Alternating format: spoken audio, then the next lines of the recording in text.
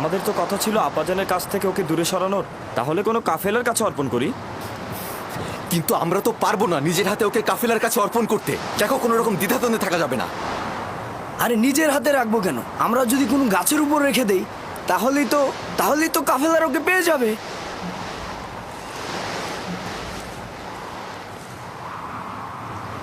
উত্তম হবে ওকে কোনো কূপের মধ্যে লুকিয়ে রাখা। এতে করে কাফেলাগণ পানি উত্তোলনের সময় ওকে খুঁজে পাবে আর নিজেদের সাথে নিয়ে যাবে। এইটা কিন্তু ভালো বুদ্ধি। এখান থেকে খুব কাছেই একটা কূপ রয়েছে। এই যাদের বাণিজ্যিক কাফেলারা সেই পথ দিয়েই অতিক্রম করে, আর সেই কূপে আমরা যদি ওকে রেখে দিই তাহলে ওরা ওকে পেয়ে যাবে। হ্যাঁ, খুবই ভালো। চলো যাই। দল, নাপতালি, তোমরা ভেড়াগুলোকে দেখাশোনা করো।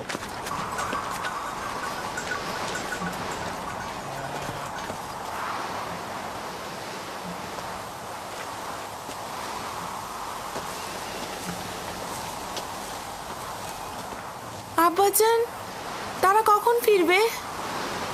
চিন্তা করো না আমার কন্যা, সূর্যাস্তের এখনো অনেক বাকি। কিছুদিন আগে ইয়াহুদা চেয়েছিল ইউসুফকে শাস্তি দিতে, লাবি তাকে রক্ষা করেছে। কেন? ইউসুফ কি ওদের সাথে কোনো বেয়াদবি করেছিল? না আব্বাজান, ইউসুফ তার স্বপ্নের কথা বলতে চায়নি তাই। আমি তাকে বলতে নিষেধ করেছিলাম।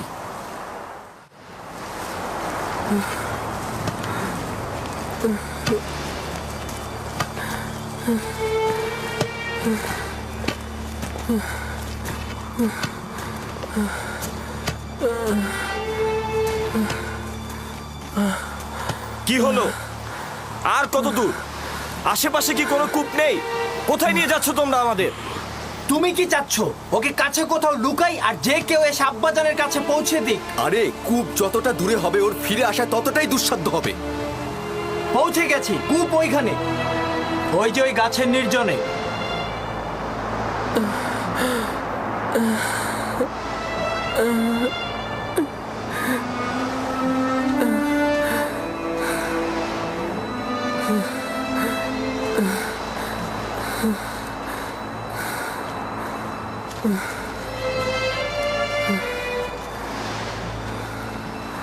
ওই কূপের পানি তো লবণাক্ত, আর তুমি সেটা ভালো করেই জানো। এইটা তো আরো ভালো।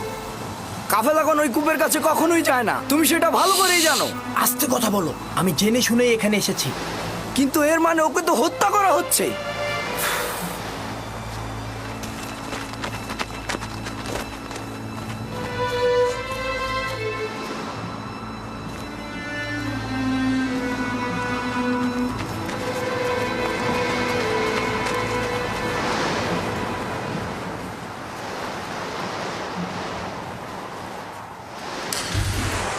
এটা তো অনেক গভীর। কোনো সমস্যা নেই।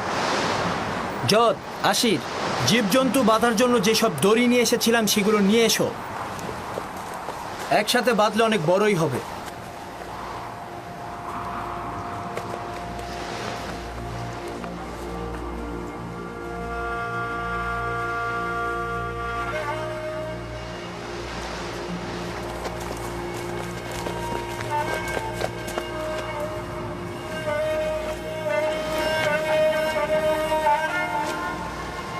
ইয়াহুদা, এই কূপের পানি লবণাক্ত। কোনো কাফেলা এই কূপ থেকে পানি উত্তোলন করে না। খুব বিপদে না পড়লে কেউ এখানে আসবে না।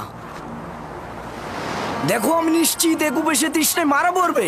চুপ, আমি নিজেও জানি, বেহুদা আমি এখানে আসিনি। আপাতত পথ এটাই, হয় সে বাঁচবে নয়তো সে মরবে। হ্যাঁ।